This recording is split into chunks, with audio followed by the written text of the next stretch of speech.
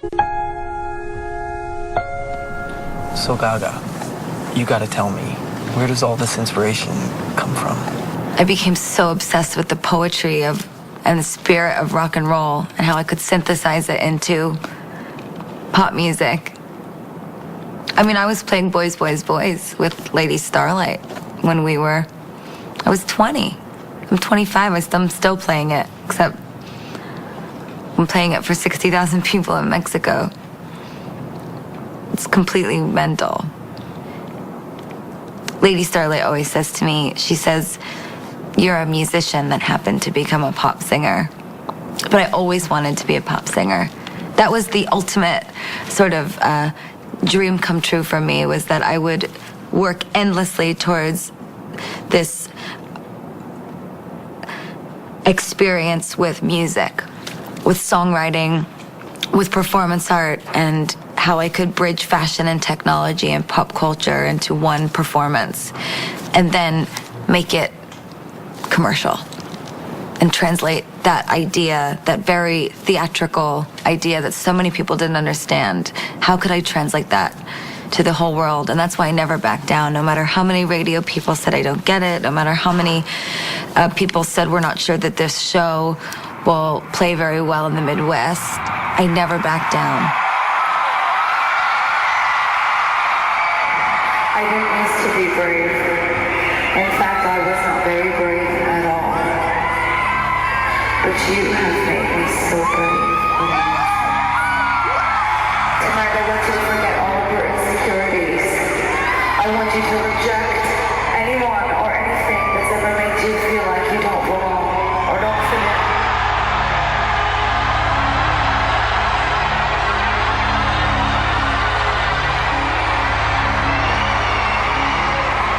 Maybe you feel like you'll never get an A on that test, or you'll never win a Grammy, or you can never win a record. You never you'll never be a superstar.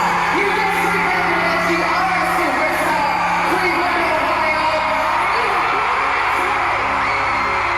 The biggest surprise to me has been my relationship with my fans. They've changed my life.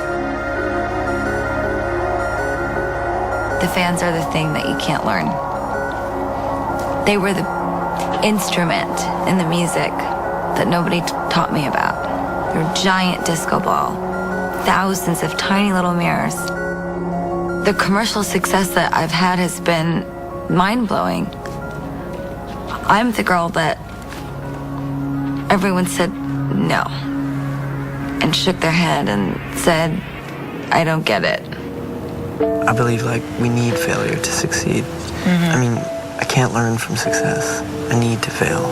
I remember when I got dropped from my first record label, I just said, "Mommy, let's go see Grandma." And I cried on my grandmother's couch. She looked at me and she goes, "I'm gonna let you cry for the rest of the day. And then you have to stop crying and you have to go kick some ass." I've never told Beyonce this, but I remember laying on my grandmother's couch crying, and a Destiny's Child video came on. And I remember watching Beyonce and thinking, "Oh, she's a star. I want that. I want to be on MTV." And now I'm in music videos with Beyonce. In a way, there was something liberating about leaving because I was able to define my individuality for myself. I think so much of what I do as an artist is about that. From first to second and now to the third album, a lot of the sort of major theme that's carried through all three of them is that I define my own fame, I define my own existence, I define my own identity, I define my own beauty for myself. No one can define who you are. I'm a perpetual underdog. When I was in high school, I remember once some of the girls from my class, they were hanging out with some boys that I knew also. And I went to meet some friends for some pizza that were at the same pizzeria. And the boys picked me up and threw me in the trash can. On the street.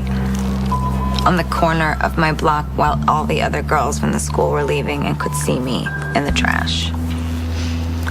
And everybody was laughing, and I was even laughing. I had that nervous giggle. And I just remember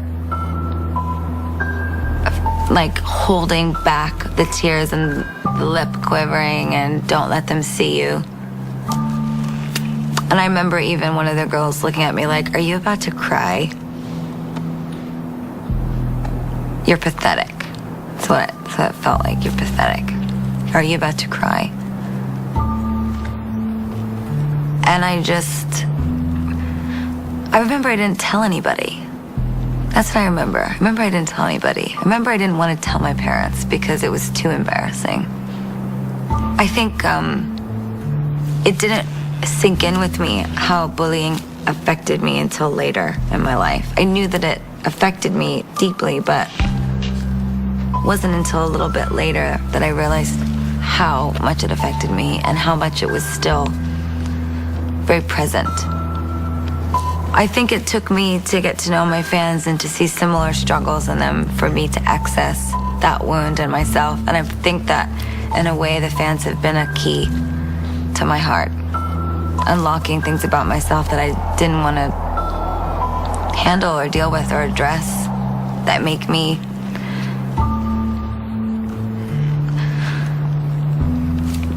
a greater songwriter.